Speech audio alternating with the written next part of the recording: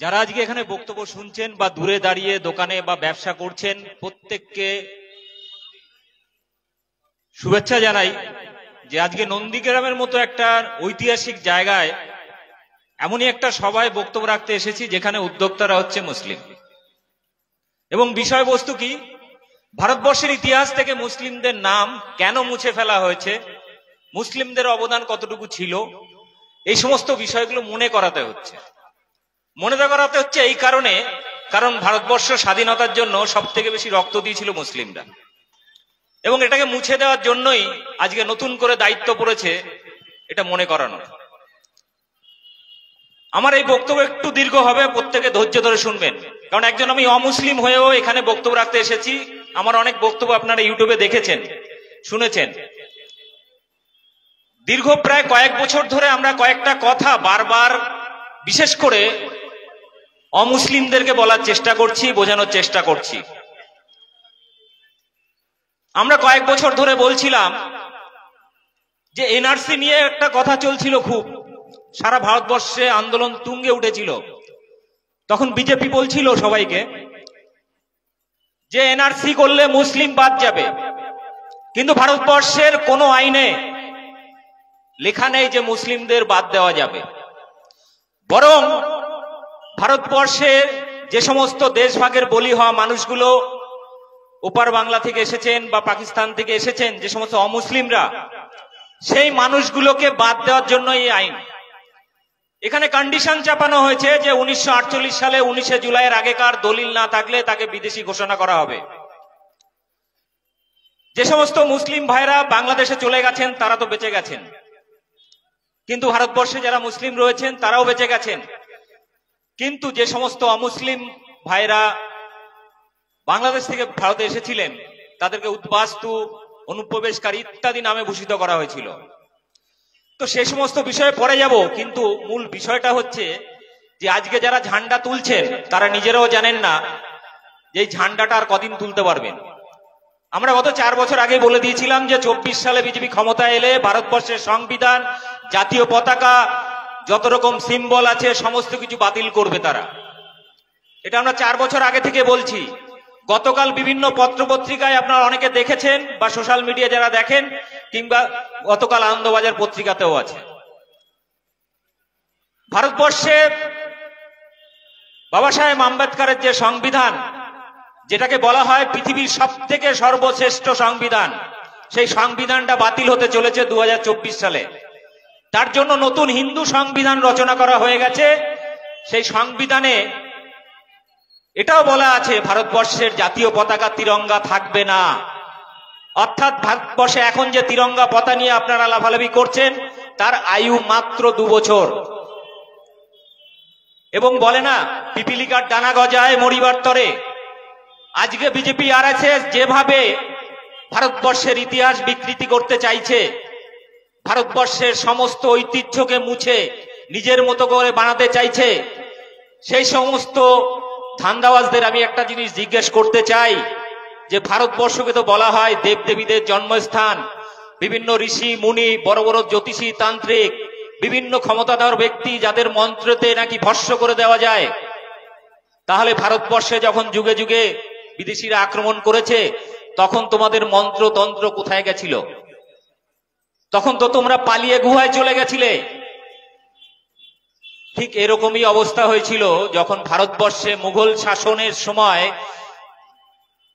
আদিবাসী, দলিত, শূদ্র, বিভিন্ন নিচু জাতের মানুষ, যাদেরকে হিন্দু ধর্মে শূদ্র বলা হতো, সেই মানুষগুলোকে যখন ধর্মের জাতাকলে জমি রাখার অধিকার নেই, সম্পত্তি রাখার অধিকার নেই, শূদ্রদের বিয়ে করলে তার বউকে কয়েক সপ্তাহের জন্য ব্রাহ্মণের কাছে দিয়ে আসতে হবে, প্রথম সন্তান গর্ভবতী হলে সেই সন্তানের মধ্যে নাকি ব্রাহ্মণ্যত্ববাদ জেগে উঠবে, এরকম ধরনের কথা তথাকথিত আরএসএস এর নেতা এমএস গোলালকার তার বাঞ্চ অফ থট বইতে বহুবার জায়গায় বলেছেন। এরা হচ্ছে সেই আরএসএস বিজেপি যারা ভারতবর্ষের স্বাধীনতা সংগ্রাম শুধু নয়, কোনো আন্দোলনে অংশগ্রহণ করেনি, বরং উল্টে যখন মুঘল সাম্রাজ্য ভারতবর্ষে আসে, ভারতবর্ষের এই তথাকথিত হিন্দু বর্ণভেদ প্রথায় 90% বেশি মানুষ যারা আমরা শূদ্র, সেই মানুষগুলো দলে দলে ইসলাম গ্রহণ করে, তখন এই আরএসএস বিজেপি বলেনি, সাহস হয়নি যে ভাই তোমরাও হিন্দু, তোমাদের আমরা মুসলিম হতে দেব না, বলেনি। তারা বলেনি। আজকে বিপদে পড়ে তারা শূদ্রদের বলছে, আদিবাসী দলিতকে বলছে তোমরা সবাই হিন্দু। কিন্তু এই মানুষগুলো কেন তথাকথিত হিন্দু ধর্মের এই অত্যাচারিত হয়ে ইসলাম গ্রহণ করলো? কেন বুদ্ধ ধর্মে চলে গেল? এতই যদি মহান হবে। অ্যাকচুয়ালি হিন্দু ধর্ম বলতে কোনো ধর্ম পৃথিবীতে নেই।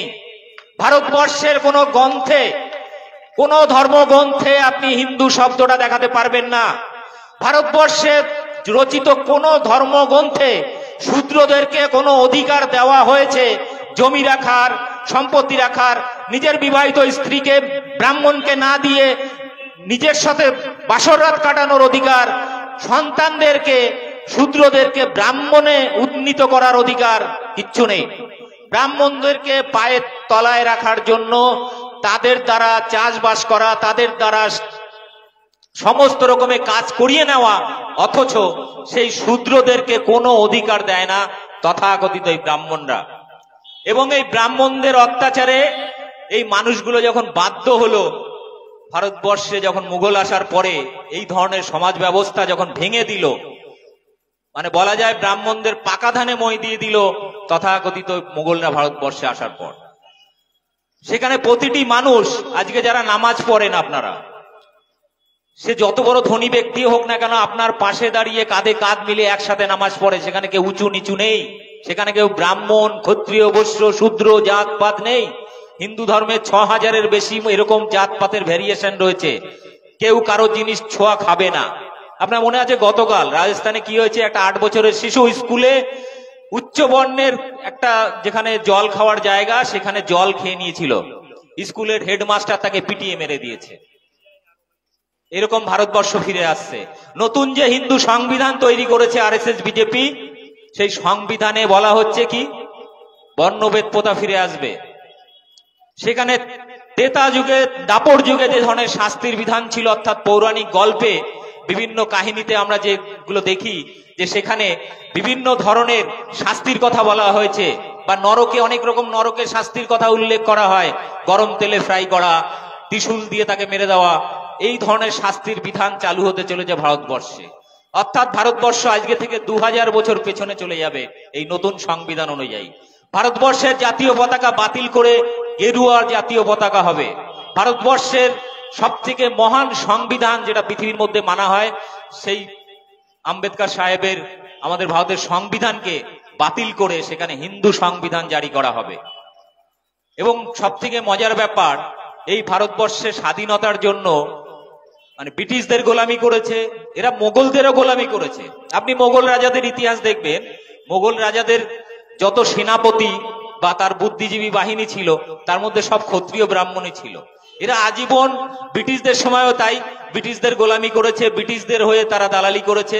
প্রতিটা ক্ষেত্রে এই দালাল শ্রেণী। আজকে তারা বলছে মুসলিমদের নাকি কোনো ভূমিকা নেই। ভারতবর্ষের এই শূদ্র মানুষদের যদি বাঁচার অধিকার দিয়ে থাকে, সেটা ভারতবর্ষে ইসলাম আসার পরে সব মানুষকে দিয়েছে। কারণ ইয়ে করছে, আমি বললাম ওনার যা কাজ, ওনাকে সেইভাবে ব্যালেন্স করতে হয়। কিন্তু সাধারণভাবে একজন ব্যবসায়ী হোক বা একজন রাস্তার কোনো ছোট দোকানদার, মসজিদে নামাজ পড়তে কিন্তু কাঁধে কাঁধ মিলিয়ে একসাথে দাঁড়িয়ে তাকে নামাজ পড়তে হয়। এবং এত রকমের দোকান নেই হিন্দু ধর্মের, মানে হিন্দু ধর্ম বলাটাই ভুল, অ্যাকচুয়ালি ব্রাহ্মণদের যে ধর্ম বা ব্রাহ্মণদের যে ব্যবসা, সেই ব্যবসায় এত রকমের দোকান, এত রকমের মানে ভ্যারিয়েশন রয়েছে যে গুণেও শেষ করতে পারবেন না। হঠাৎ করে দেখলাম করোনার সময় করোনা মাতার জন্ম হয়ে গেছে, এক জায়গায় মন্দির গড়ে মূর্তি বানিয়ে ব্যবসা করতে শুরু করে দিয়েছে। মানে রাস্তায় কোথাও একটা জায়গায় মোড়ের মাথায় কোনো একটা পাথর রেখে দিন, সেখানে একটু আলতা লাগিয়ে রেখে পরের দিন দেখবেন সেখানে মন্দির তৈরি হয়ে গেছে। মানে এরা ব্যবসা করার জন্য এইরকম জিনিসগুলোকে চালু করে গেছে। মানে বলে না ৩৩ কোটি দেবতা, এবার ৩৩ কোটি বলতে অনেকে বলছে ৩৩ কোটি, অনেকে বলছে ৩৩ রকমের। এবার আমার কথা হচ্ছে যে তথাকথিত এই স্বাধীনতার লড়াইয়ে সেই দেবদেবীরা কোথায় গেছে? কি শুধু ভারতবর্ষের এই গরিব মানুষগুলো টুপি পরানোর জন্যই কাজে লাগে? আর কোনো কিছুকে তারা কাজে লাগাতে পারে না? পারে না। অ্যাকচুয়ালি এই সমস্ত মন্ত্র তন্ত্র জ্যোতিষীগিরি করা এইটা হচ্ছে সাধারণ খেটে খাওয়া মানুষের অর্থ লুট করার জন্য বিভিন্ন পদ্ধতি, মানে তাদের ব্যবসার বিভিন্ন রকম পদ্ধতি। যদি সত্যি ক্ষমতা থাকতো তাহলে ভারতবর্ষে যখন ব্রিটিশরা এলো, ব্রিটিশদের তো একটা মন্ত্র পরেই বা ভস্য করে দিতে পারতো, করেনি কেন? বরং তাদের দালালি করেছে। আজকে আরএসএস এর যে মানে মূল জন্মদাতা সাভারকার কি বলেছেন? এখানে আপনাদের একটু বলি যে মুসলিমদের উপর এত রাগ কেন এদের। এখানে ব্যাপারটা হচ্ছে যে বিজেপি আরএসএস ইংরেজ থাকাকালীন বা তার আগে থেকেই একটা মতবাদ প্রচার করার চেষ্টা করছিল। এরা বলছিল যে ভারতবর্ষকে যারা পুণ্যভূমি মনে না করে, অর্থাৎ আপনি জন্মেছেন মাতৃভূমি পিতৃভূমি বলতেই পারেন, কিন্তু পুণ্যভূমি যারা মনে না করে তারা নাকি ভারতবর্ষে থাকার অধিকার নেই। কিন্তু মুশকিল হচ্ছে আজকে ভারতবর্ষে যারা মুসলিম তারা 99% সমস্ত কিন্তু প্রাক্তন শূদ্র, অর্থাৎ ব্রাহ্মণদের দ্বারা অত্যাচারিত মানুষ, বাধ্য হয়ে তারা কিন্তু আজকে ইসলাম গ্রহণ করেছে, অর্থাৎ তারা ভারতবর্ষের মূল নিবাসী মানুষ। কিন্তু বিজেপি বলছে যারা ধর্ম বিশ্বাসের কারণে সে মুসলিম হয়েছে, কিন্তু মক্কা মদিনাকে তারা পুণ্যভূমি মনে করে, অতএব তাদেরকে সব ভারতে থাকার অধিকার নেই। খ্রিস্টানরা জেরুজালেম ভ্যাটিকান সিটিকে মনে করে সেখানে যেতে হবে, ভারতবর্ষে থাকার অধিকার নেই। এবার সব থেকে মজার ব্যাপার, এদেরকে কাউন্টার করার জন্য আমার যে চ্যানেল আছে, ইউটিউব চ্যানেল বং নিউজ লাইভ, সেখানে ভুড়ি ভুড়ি ওদেরকে কাউন্টার করা আছে এই ধরনের জিনিস। আমি বললাম তাহলে আজকে থাইল্যান্ড, চীন, জাপান, শ্রীলঙ্কা, মায়ানমার বিভিন্ন দেশে তো বুদ্ধিস্টরা রয়েছে, বুদ্ধ ধর্মের জন্মে কোথায়? এই ভারতবর্ষে, গৌতম বুদ্ধ। আজকে ওই দেশগুলো যদি বলে যে আমাদের পুণ্যভূমি ভারতবর্ষ, আজকে এই সমস্ত ব্রাহ্মণরা রাশিয়ার উরাল অঞ্চল থেকে এসেছিল, এখানে হিন্দু সেজে বসে আছে, এদেরকে তাড়িয়ে আমরা আমাদের পুণ্যভূমি দখল করে নেব। আজকে যদি এই বুদ্ধিস্ট দেশগুলো চীন, জাপান, থাইল্যান্ড, শ্রীলঙ্কা, মায়ানমার এরা যদি দাবি তোলে যে আমাদের পুণ্যভূমি ভারতবর্ষ, আমরা পুণ্যভূমি দখল নেব, তখন কোথায় যাবে আরএসএস বিজেপি? কোথায় যাবে? মুশকিলটা হচ্ছে মানুষের ব্যক্তিগত জীবনে আমি যেটা খাই পাশের মানুষটা খান না, তার পাশের মানুষটা অন্য কিছু খান, প্রত্যেকের ড্রেস, কথা বলার ভাষা থেকে শুরু করে সমস্ত কিছু আলাদা। ব্যক্তি মানুষের দৈনন্দিন জীবনে এত রকমের ভ্যারিয়েশন রয়েছে যে আপনি যদি চেষ্টা করেন যে 100টা মুসলিমকে একই খাবার খেতে হবে বা 100টা হিন্দুকে একই রকম খাবার খেতে হবে বা ভারতবর্ষের সমস্ত মানুষকে একই, আমি যেটা বলবো সেটা খেতে হবে, যেটা বলবো সেটা পড়তে হবে, এটা হতে পারে না, এটা সম্ভব নয়। কারণ ভারতবর্ষের ইতিহাস যদি আপনারা পড়েন, ভারতবর্ষে এই মুহূর্তে কয়েকশো ভাষা রয়েছে। ভারতবর্ষে প্রায় 30টির ওপরে ধর্মের জন্ম হয়েছে। এত রকমের ভ্যারিয়েশন, এত রকমের ভাষা, এত রকমের বৈচিত্র্য, প্রত্যেক 30 কিলোমিটার গেলে মানুষের ভাষা চেঞ্জ হয়ে যায়, তাদের আদব কায়দা চেঞ্জ হয়ে যায়, বিভিন্ন রীতিনীতি, ধর্মীয় রীতিনীতি চেঞ্জ হয়ে যায়। এই সংমিশ্রণে পৃথিবীর মানে কি বলে একটা ছোটখাটো পৃথিবী হচ্ছে আমাদের ভারতবর্ষ, যেখানে পর্বত থেকে সমুদ্র সবকিছু রয়েছে। আর এই সংমিশ্রণের ভারতবর্ষকে, মিশ্র সংস্কৃতির ভারতবর্ষকে যারা ধ্বংস করতে চাইছে তারা বিজেপি আরএসএস। তারা চাইছে সংখ্যালঘু অর্থাৎ 3% ব্রাহ্মণ ভারতবর্ষের 97%, 98% মানুষকে তারা শোষণ করবে, শাসন করবে, কিন্তু নিজেদের অবদান এটা বলে, বারবার বলে যে বৈদিক ধর্ম, তাদের ধর্ম সনাতন ধর্ম।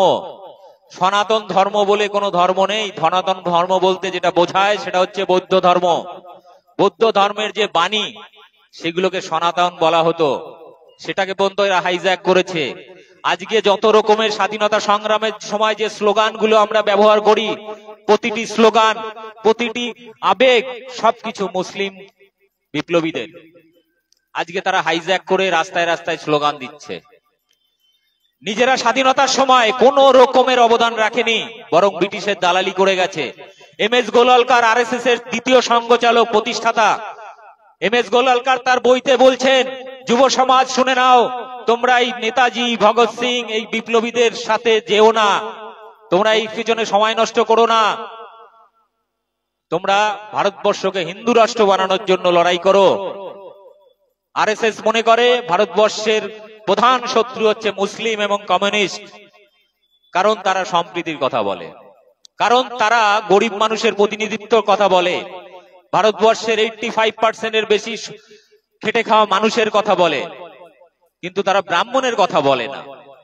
ফলে সমস্ত মানুষকে খেপিয়ে দিতে হবে মুসলিমদের বিরুদ্ধে, কমিউনিস্টদের বিরুদ্ধে, কারণ তারা গরিব মানুষের কথা বলে। আপনি কোন এই ব্রাহ্মণদের কোন রকম ইতিহাস, কোন রকম পৌরাণিক গল্প, কোন রকম গ্রন্থে আপনি যদি দেখিয়ে দিতে পারেন যে কোন শূদ্র থেকে ব্রাহ্মণ হয়েছে, তাহলে আগামী দিনে আমি হিন্দু রাষ্ট্রের পক্ষে প্রচার করা শুরু করব। এমনকি আপনি যে কোনো একজন আরএসএস বিজেপি যারা করেন তাদেরকে জিজ্ঞাসা করুন যে হিন্দু রাষ্ট্রে কি সব জিনিসের দাম কমবে? আজকে যে আরএসএস বিজেপির যে নেতা, আমাদের তথাকথিত মহান নরেন্দ্র মোদী, তিনি কি করছেন? ব্যাংকের জমানো টাকা, আপনার আমার ব্যাংকে জমানো টাকা, সেই টাকাগুলো তাদের যে বন্ধুরা আছে আদানি আম্বানির মতো, বিজয় মালিয়ার মতো, তাদেরকে লোন দেওয়ার নামে দিয়ে দিচ্ছেন। কদিন পরে তারা বলছে ভাই আমি লোন দিতে পারছি না, তুমি ম্যানেজ করো। নরেন্দ্র মোদী সরকারকে একটা বিল পাস করে বলে দিল 11 লক্ষ কোটি টাকা মাফ করে দিলাম। ও ঠিক আছে, পাবলিকের টাকা তোমরা মেরে দিয়েছো, মেরে দাও, তোমরা আমাদের বন্ধু। তো 11 লক্ষ কোটি টাকা আর কি আছে, 11 লক্ষ কোটি টাকা মেরে দিল গত 7 বছরে। নরেন্দ্র মোদী তার বন্ধুদের জন্য তিনি মাফ করে দিয়েছেন, যারা লোন নিয়ে আর দেয়নি। কিন্তু সেই লোন মারা সেই সমস্ত চোরেরা, ডাকাতেরা আজকে আদানি পৃথিবীর 4 নম্বর ধনী ব্যক্তি, সেটাকেও আবার গদি মিডিয়া খুব ভালো করে প্রচারও করছে। অর্থাৎ একজন ডাকাতকে যে দেশের সম্পত্তি লুট করে পৃথিবীর 4 নম্বর ধনী হয়ে গেছে, সে গত বছর তাকে নরেন্দ্র মোদী 72,000 কোটি টাকা মাফ করে দিয়েছেন। অর্থাৎ এখানে একটা জিনিস আমার খুব জানতে ইচ্ছা করে, যে আমি আপনাকে কোনো একটা উপকার করছি টাকা দিয়ে, বা কাউকে টাকা দিয়েছেন আপনি, তার আপনি এমনি এমনি যদি দান করে দেন সেটা তো পরের ব্যাপার। আপনার বাবার অঢেল সম্পত্তি আছে। এবার নরেন্দ্র মোদীর বাবা তো চা আলা ছিলেন, তিনিও নিজেকে চা আলা বলেন। এত সম্পত্তি নেই যে 72,000 কোটি টাকা আদানিকে দিয়ে দিয়েছেন, বলে দিয়েছেন ভাই তোকে দিতে হবে না, তোকে এমনি দান করে দিলাম অ্যাশকার। তো এরকম কিছু বলেননি। 11 লক্ষ কোটি টাকা বাকি যারা আছে, বিজয় মালিয়া, নীরব মোদী, এদের মতো তাদেরকে দিয়ে দিলেন 11 লক্ষ কোটি টাকা, সেটা দিয়ে দিলেন। এবার আমার জানতে ইচ্ছা করে নরেন্দ্র মোদীর বাবার কত সম্পত্তি আছে, এবং তিনি এইভাবে মানুষকে যে বিলাচ্ছেন বড় বড় পুঁজিপতিদের, কার টাকা? সেটা ব্যাংকের টাকা, জনগণের টাকা, দেশের টাকা, দেশের সম্পদ, সবগুলো দান করে দিচ্ছেন। এত কিছু করার পরও তিনি আমাদের দেশের মহান প্রধানমন্ত্রী, তিনি দেশের হিন্দুদের হৃদয়ের দেবতা, মানে পাবলিকের পেছন মেরে শেষ করে দিচ্ছে, তবুও পাবলিক মনে করছে বাহ বিশ্বগুরু আমাদের। বিষয়টা হচ্ছে এই করে করে দেশের সমস্ত জল, জমি, জঙ্গল ধাপে ধাপে সবকিছু বিক্রি করে দিয়েছে, জলের দরে বা ফ্রিতে দিয়ে দিয়েছে ব্যবসায়ীদের হাতে।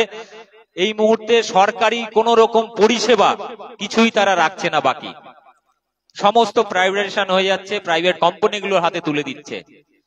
তারপরেও এবার আমার একটা এখানে প্রশ্ন, যে হিন্দু রাষ্ট্র যে করতে চাইছেন 2024 সালে, নতুন যে সংবিধান আপনারা বানাচ্ছেন, সেখানে এই দেশের খেটে খাওয়া মানুষ 85% যারা সাধারণ মানুষ, আমরা তাদের কি কি ফেসিলিটি থাকবে?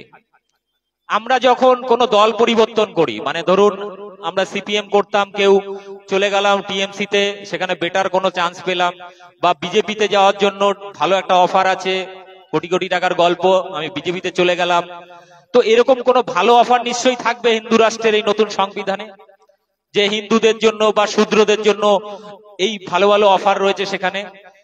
আমার মনে হয় যে এই বিষয় নিয়ে আরএসএস বিজেপি নেতাকর্মীদের উচিত সোশ্যাল মিডিয়া বা প্রেসের সামনে এই নতুন যে হিন্দু রাষ্ট্র তৈরি হতে যাচ্ছে, সেখানে কি কি ফেসিলিটি আছে তার একটা লিস্ট দিয়ে দেওয়া হোক, তাতে মানুষ বুঝতে পারবে চলো এই নতুন সংবিধান অনুযায়ী এই নতুন রাষ্ট্র ব্যবস্থা যেটা আসতে চলেছে সেটা অনেক ভালো।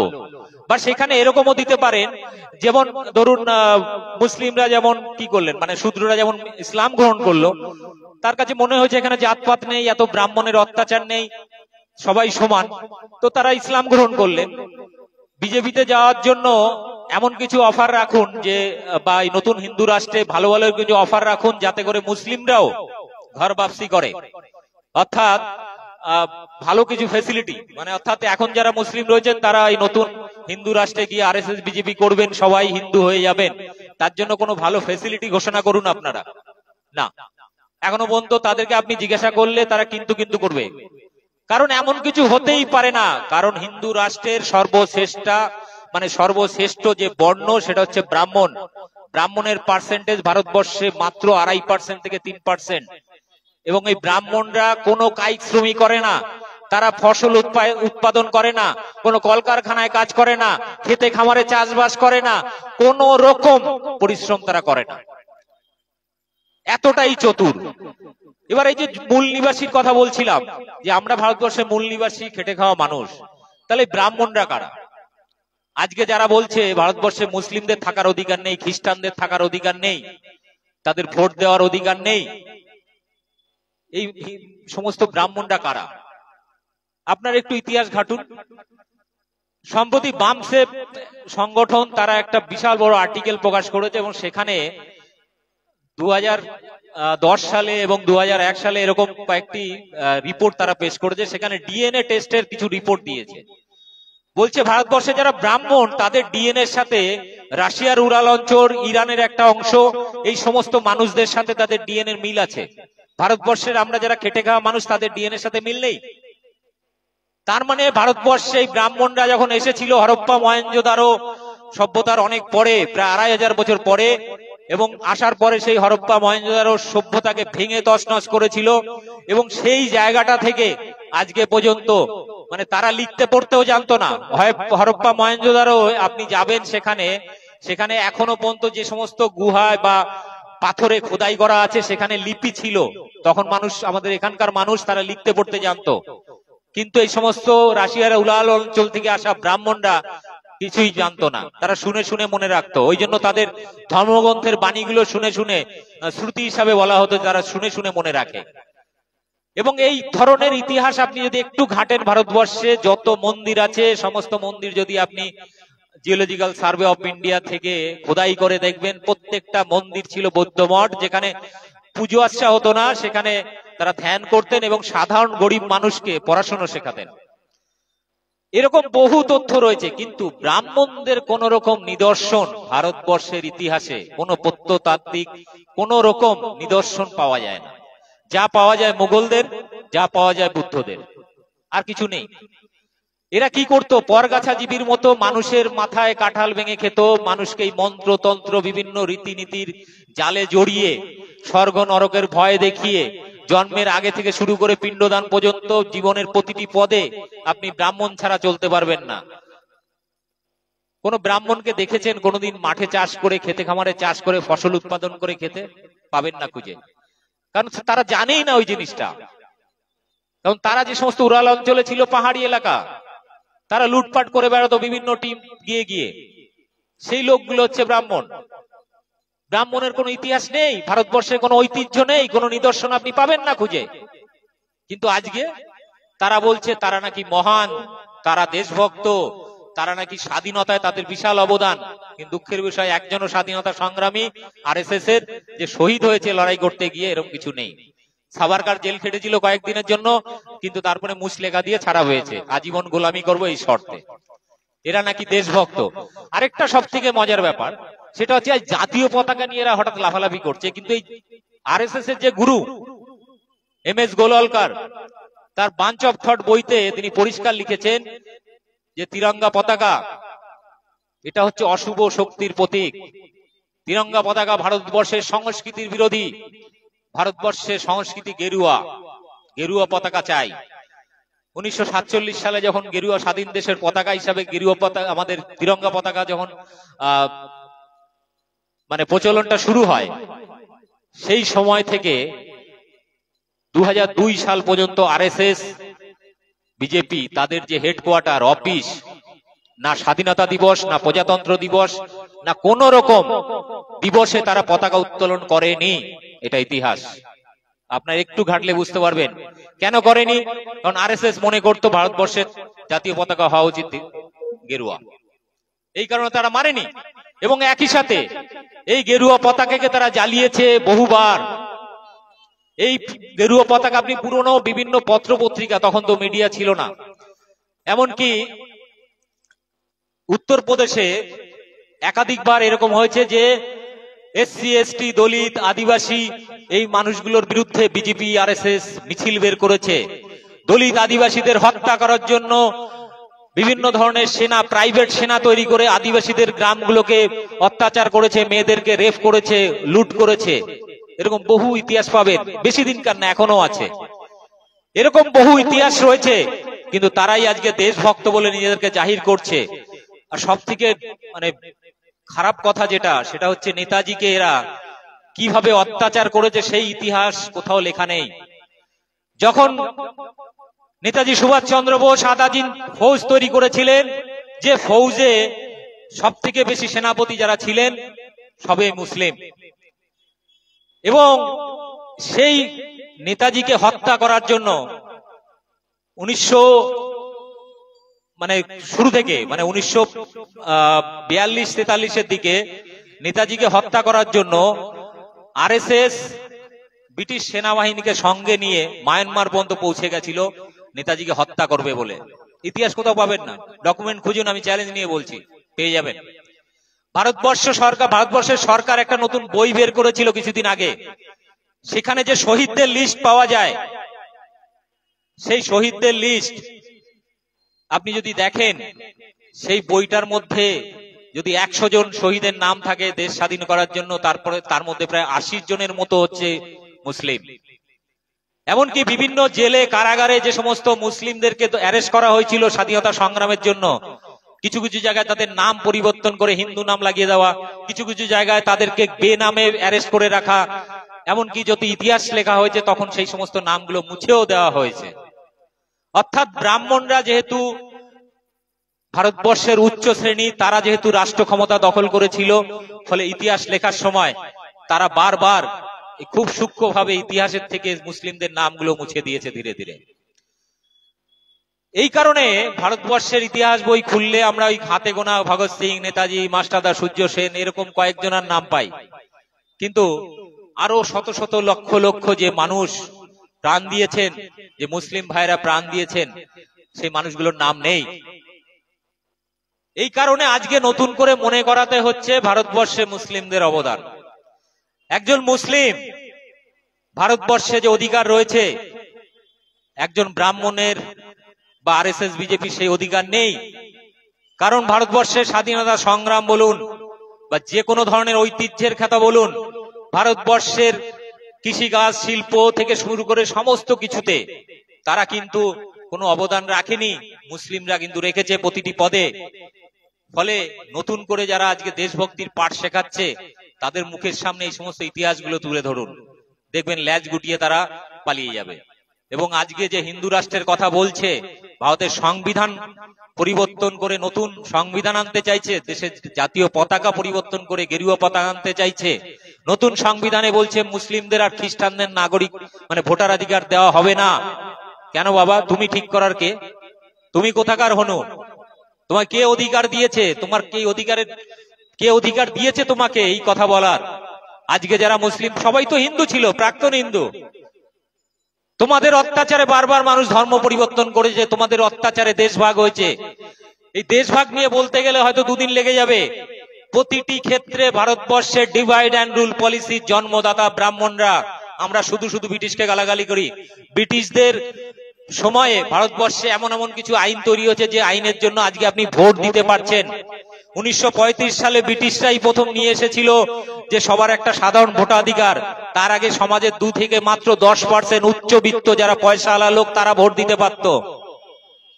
আর ভারতবর্ষে সংবিধান প্রতিষ্ঠিত হওয়ার পরে বাবা সাহেব আম্বেদকর সবার ভোটাধিকার দিয়েছেন।